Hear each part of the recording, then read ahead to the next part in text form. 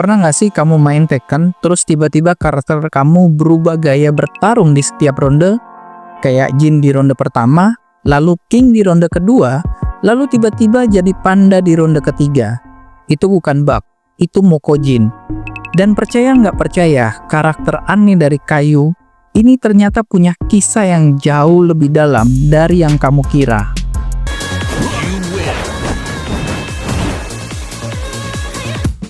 Halo main karakter, kembali lagi di tempat kita ngobrol misteri dan pengetahuan tersembunyi di balik dunia game.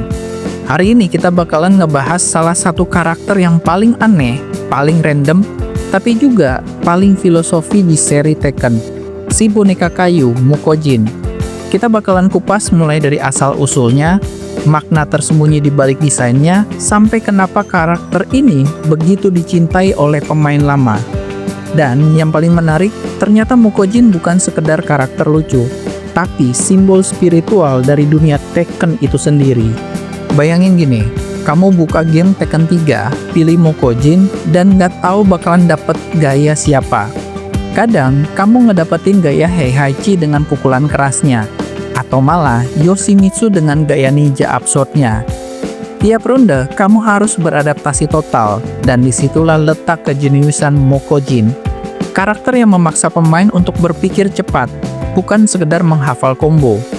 Menurut data resmi dari Bandai Namco, Mokojin pertama kali muncul di Tekken 3 tahun 1997, didesain oleh Yoshinori Ono, dan tim kreatif Tekken Project sebagai bentuk eksperimen.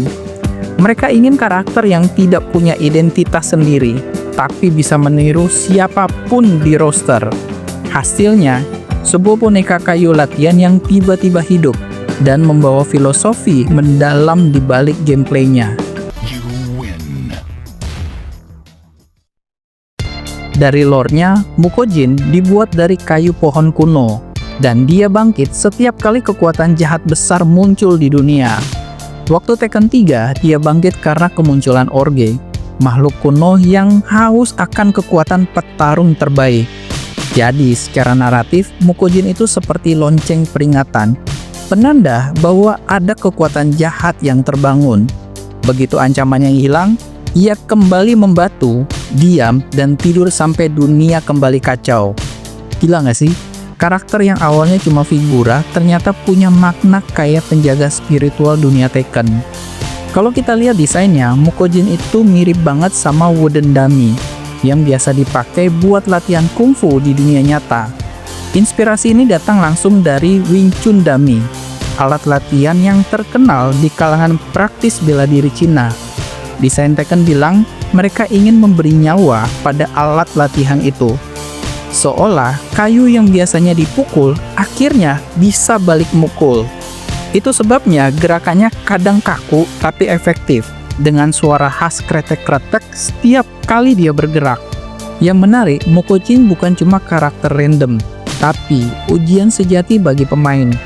Karena dia meniru karakter lain, pemain yang memakai Mokojin harus mempunyai pengetahuan luas tentang semua fighter Tekken. Gak bisa asal pencet. Kamu harus tahu cara main Hwoarang, Lily, sampai Kazuya. Karena ronde berikutnya, kamu bisa menjadi siapa saja. Bandai Namco menyebut Mokojin sebagai The Master of Adaptation. Dan itu masuk akal banget. Kalau kamu jago pakai Mokojin, artinya kamu paham semua karakter Tekken. Dia bukan cuma karakter lucu, tapi alat buat ngetes sejauh apa pemahaman kamu tentang sistem pertarungan Tekken. Sekarang, kalau kita ngomongin soal gameplaynya, Mokojin punya satu keunikan besar. Dia nggak pernah punya gaya sendiri.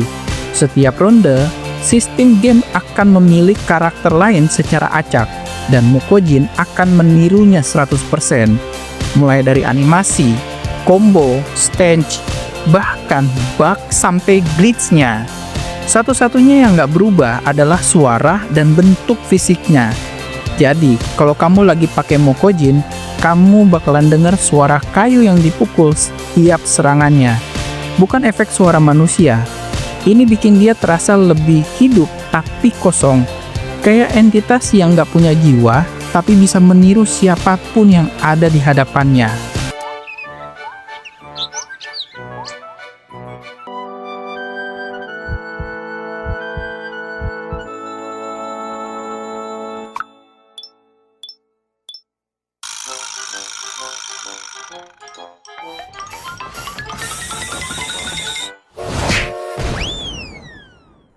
Dalam beberapa seri Tekken, Bandai Namco juga memperkenalkan versi lain dari Mukojin, Tetsujin, versi logam dengan tubuh baja dan efek pantulan keren. Pertama muncul di Tekken Tag Tournament, Kinjin, versi emas yang muncul di Tekken Revolution. Bahkan pernah ada Kumajin, versi beruang kayu kocak dalam mode iseng. Versi-versi ini dibuat untuk menambah variasi dan simbolisme bahwa jiwa Mukojin bisa menempati bentuk apapun, bukan cuma kayu. Developer Katsuhiro Harada bahkan pernah bilang di wawancara, Mukojin mewakili roh yang bereaksi terhadap keseimbangan. Saat kejahatan bangkit, dia juga bangkit. Artinya, Mukojin bukan cuma karakter pelengkap, tapi semacam keseimbangan moral dalam dunia Tekken. Dia tidak punya emosi, tapi muncul hanya ketika dunia Tekken sedang tidak seimbang. Kalau kamu perhatikan, Mukojin hampir selalu muncul di game Tekken yang mempunyai konflik besar. Misalnya, Tekken 3 muncul karena Ogre, Tekken 5 bangkit karena Jinpachi Mishima. Tekken 6 ikut muncul karena perang dunia antara Mishima Zaibatsu dan G Corporation. Tapi di Tekken 7, Mukojin menghilang dari roster utama, dan banyak fans yang kecewa. Beberapa teori fans bilang Mukojin menghilang karena tidak ada lagi keseimbangan untuk dijaga. Konflik Zaibatsu dan Heihachi sudah berakhir, jadi Mukojin kembali tertidur. Tapi dengan kemunculan Tekken 8, banyak yang percaya dia akan bangkit lagi. Karena kali ini Jin dan Kazuya membawa pertarungan ke level spiritual. Ada satu hal lagi yang menarik di ending video Mukojin di Tekken 3. Kalau kamu lihat, dia ditampilkan kembali membatu setelah Ogre dikalahkan.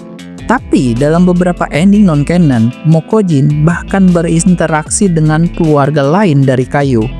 Kayak boneka kayu kecil yang dianggap anak-anaknya. Lucu, tapi menyedihkan juga. Karena seolah-olah Mukojin itu hidup, tapi tidak benar-benar mempunyai kehidupan. Kalau kamu tarik lebih dalam lagi, Mukojin ini bisa dibilang mewakili filosofi Zen Jepang. Kosong, tapi penuh potensi. Tidak punya identitas, tapi bisa menjadi siapapun. Mukojin itu seperti cermin. Dia meniru siapapun yang dihadapinya. Dan di dunia Tekken, itu punya makna besar. Karena dunia Tekken sendiri penuh karakter yang kehilangan jati diri. Terjebak dalam kebencian, dendam, dan kekuatan. Mukojin datang sebagai simbol netralisme. Bukan baik, bukan jahat, hanya eksistensi yang murni.